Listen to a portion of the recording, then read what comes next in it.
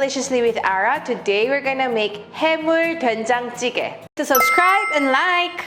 So 해물 basically means seafoods in Korea, so we're gonna make seafood doenjang stew. The difference of a cook, doenjang cook or doenjang찌개 means like cook is like lesser in sodium and hindi siya masyadong maalat dahil medyo masabaw. And 찌개 naman is parang it's very rich with its different kinds of ingredients we can add na parang talaga we eat it as a stew. So now the ingredients are very simple. There's a more complex version of it sa paggagawa ng sabaw, but today I'm just gonna be like, super one pot, super instant way na mabilis lang talaga. Of course, the best really to use is our stew bowl like this and clay pot. But kung wala kayong clay pot na maitim like this, you can just use a regular caldero or whatever you have in the house. No stress about it. And of course, the base is gonna be our doenjang, the soybean paste. If you go to the Korean groceries, there's like different fermented sauces in red, green, and brown. The brown is a soybean paste. So it's like our Korean version ng parang miso. So actually, nagamit ko na siya. So medyo, it's a little bit bawas na. But if you open it like this, you can see medyo brown yung kanyang color. So this will be our basis, the doenjang or the soybean. And then we need some garlic, minced garlic, some gochugaru or chili powder. This is only really to boost up the color of the stew na medyo magiging gusto ko medyo parang konting pagka-reddish just to make it more appetizing. It's not really about the spiciness, but kung talaga ayaw na ng manghang, you can actually remove it. 1 piece of onions, we of course have leeks and konting sili because seafoods, it's really good to use some kind of spicy kick on it. Nagbo-boost up talaga ng flavors. I always like to use something silly like this for my seafoods, but of course, optional, tofu, and a pack of seafoods like this. Whatever you have in the house, pwedeng gamitin. But I noticed that lately, sa mga groceries, it's so easy and convenient, malinis na nakapack na. So I just got 1 pack like this.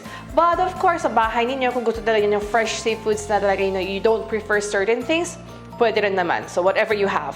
So now, very easy. Open your fire.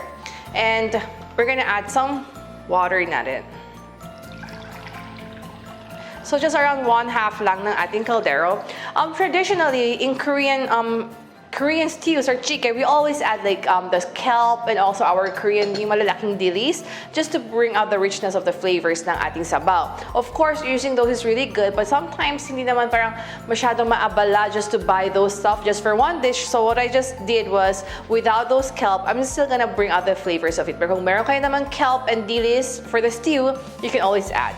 So now on my water, I'm just gonna add around very generous amount of around 2 to 3 tablespoons. So depende talaga siya sa laki ng caldero and the servings you're gonna make. In doenjang stew or doenjang찌개, some people actually make a mistake na salt ang ginagamit nila pang adjust ng flavor, but actually you're only gonna use doenjang. So ito lang talaga. Kung medyo masyadong you need more flavor, add more doenjang. Kung masyadong maalat naman, you add more water. So no other salt or any other na kailangan pang paalat, kundi doenjang lang.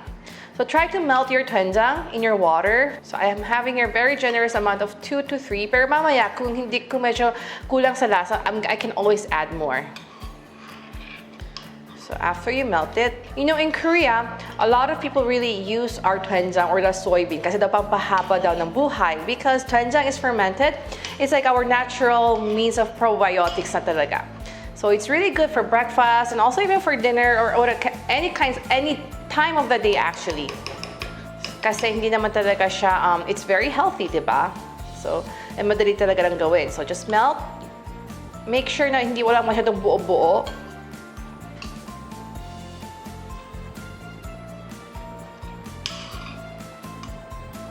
So try to see yung color niya medyo magiging malapot.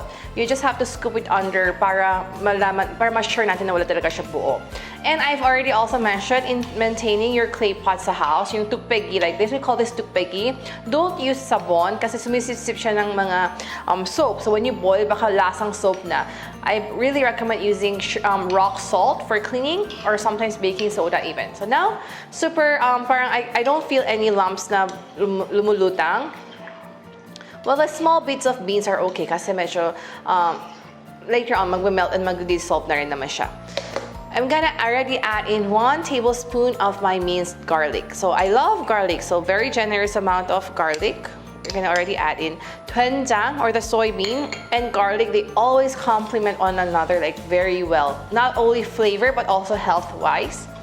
So, i-melt na natin. So, habang I'm just waiting for this to boil, I'm already gonna prepare my onions. So, I have here 1 whole onions, pero parang masyadong malaki. I'm just gonna use half. So, I have here 1 onions. Medyo lakyan ko ng konti yung ating paghiwa because this is the kind of size I want for my tofu mamaya. And also my leeks, I'm just gonna prepare. Actually, I'm gonna do half. The white part, yung ating parang, this is really good for making stews. So, I'm gonna add this maaga pa lang. Pero yung green part, gusto ko mamaya na lang. Parang before serving, just to boost up the colors. And then my sili. This is really optional, but just for a little bit of a kick of a spiciness lang. And also my tofu, I got 1 pack of tofu. I'm just gonna cut it whatever size and shape you want. So gusto ko naman siguro medyo konting maliliit na cubes.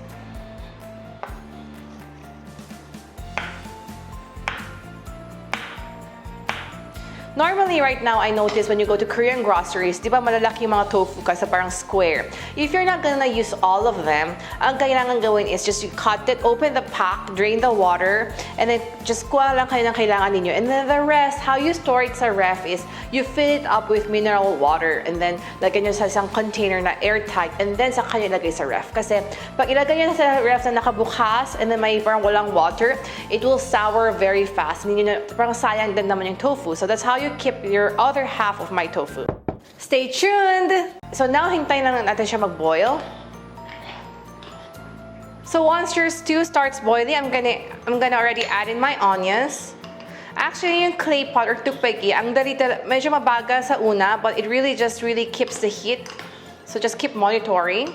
So I already added my onions. Now I'm gonna add in my leeks. So this is actually like a 5-minute dish. So you can actually cook for like breakfast or when you're in a need of like a very fast meal. So I already added my tofu. And if meron kayo mga ibang vegetables like radish or kalabasa, you can already add in as early as now. I like to add my tofu right away para masisip niya yung tofu yung mga lasa ng ating stew as well. Yung sili, mamaya na talaga siya. And habang hinihintay ko talaga siya mag-boil again, I'm just gonna quickly rinse my seafoods or whatever seafoods you have in the house. Shrimps, crabs is also masarap to add, and shells, whatever you have, just prepare it na. So when it boils, we're gonna add it na rin.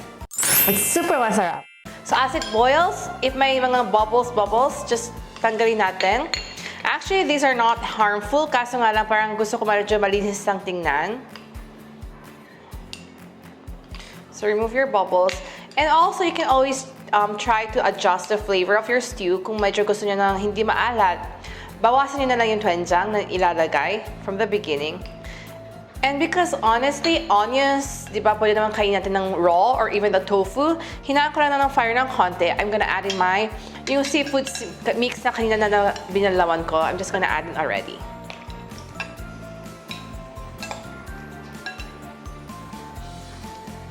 If you don't like spicy at all, this is already the final look of it. Pero kung gusto nyo na may konting kick ng konting lang naman.